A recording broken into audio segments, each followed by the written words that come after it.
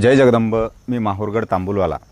माझ्यासोबत आहेत रेणुका देवीचे मुख्य गाभारा पुजारी माझे मामा भवानीदास रेणुकादास भोपी पाटील व आमच्या गडावर पाटील यांचं पण दुकान आहे. त्यांना पण देवधार्मिक अशा कुंडांची देवाच्या दर्शनाची खूप जिज्ञासा असते.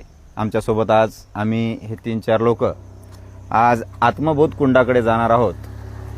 त्या कुंडाचा रस्ता असा आहे, हे बघा, हे दत्त मंदिराकडे जाण्याचा मार्ग आहे, अनुसया माता, व इकडे हे कैलास टेकडी पर्वताकडे जाण्याचा रस्ता आहे. तिथून आपल्याला इथं खाली उतरायचं आहे.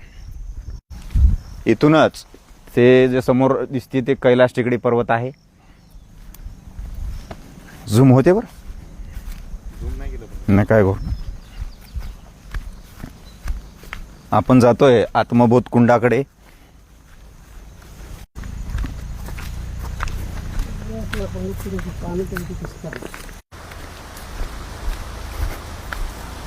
आत्मबोध कुंडाकडे जातानाचा हा कठीण मार्ग आहे. हे माझ्या मते जुन्या पायऱ्या वगैरे असाव्यात, कारण की हा मार्ग दिसतोय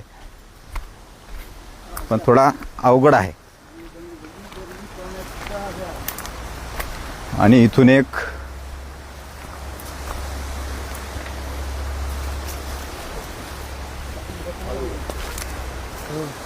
हे बघा, इथून एक आपला पाण्याचा प्रवाह वाहतोय वरून.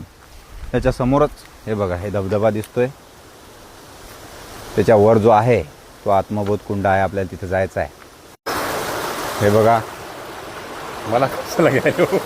अतिशय सुंदर असा हा पाण्याचा प्रवाह. अशा निसर्गरम्य वातावरणात आपण आत्मबोध कुंडाचं आज दर्शन घेणार आहोत.